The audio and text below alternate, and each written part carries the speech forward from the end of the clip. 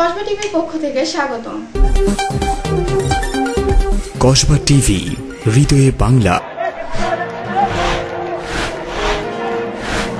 সংগ্রামী সমাবেশ, আজকের এই সমাবেশে এই পর্যায়ে বক্তব্য নিয়ে আসছেন ব্রাহ্মণবাড়িয়ার কৃতি সন্তান আলহাজ কবির আহমেদ ভূঁইয়া। আলহাজ কবির আহমেদ ভূঁইয়াকে শুভেচ্ছা বক্তব্য রাখার জন্য অনুরোধ করছি।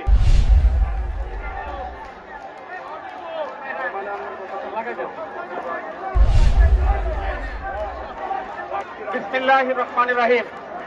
আসসালামু আলাইকুম ওয়া রাহমাতুল্লাহি ওয়া বারাকাতুহু। প্রিয় বাংলাদেশ জাতীয়তাবাদী দলের সর্বস্তরের জনসাধারণ এবং উপস্থিত নেতৃবৃন্দ, আসসালামু আলাইকুম।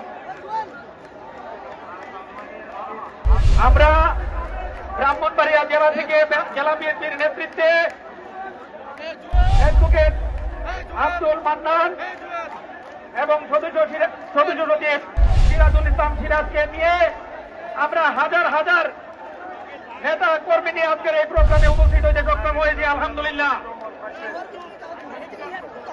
প্রিয় নেতৃবৃন্দ, আমি পরে কথা বলবো। আমি তো মিছিল করে আসছি, ক্লান্ত হয়ে গেছি। আপনারা জানেন আমি গুম হয়েছিলাম, আমাকে গুম করা হয়েছিল, আমাকে চোখ বেঁধে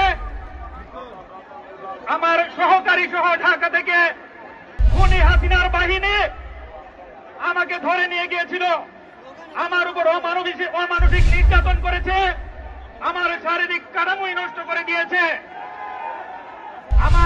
আমার হার্টের মধ্যে 2টা ডিং করানো হয়েছে, আমার কোলেস্টেরল বৃদ্ধি হয়ে গেছে, আমার চোখের দৃষ্টি শক্তিতে প্রবলেম হয়ে গিয়েছে এবং আমার হার্ট ও নার্ভগুলো নষ্ট হয়ে গিয়েছে। এই সব কিছুর মূলে আপনারা জানেন এই খুনি হাসিনার দোষর খুনি আনিসুলিনার জন্য দায়ী। আমরা কসবা খাবড়ার মানুষের উপর চেপে বসা খুনি আনিসুল ইতিমধ্যেই ধরা পড়েছে, আমরা তার ফাঁসি দাবি করতেছি।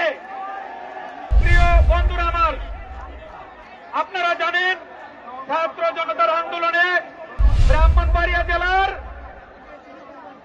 সাবেক ছাত্র দলের সেক্রেটারি মুস্তাফিজ ভাইয়ের সন্তান হল বীর মুগ্ধ। আপনারা ইতিমধ্যেই জেনে গেছেন প্রায় 800-850 মধ্যে প্রায় 450 জনেই আমাদের বিএনপির নেতাকর্মী খুন হয়েছে, শহীদ হয়েছে। সুতরাং বিএনপির এই আন্দোলনের অংশগ্রহণকে কোনোভাবেই ছোট করে দেখার কোন সুযোগ নাই।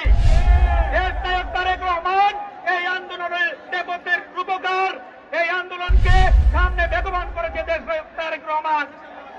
সুতরাং কেউ যদি ঘাট করে ওনাকে দেখার চেষ্টা করে সেটা শোভনীয় হবে না, বাংলার মানুষ সেটা মেনে নেবে না। ধন্যবাদ সবাইকে। ব্রাহ্মণবাড়িয়া জেলার সর্বস্তরের নেতাকর্মী এবং বিএনপির পক্ষ থেকে সবাইকে ধন্যবাদ জানাই। আসসালামু আলাইকুম।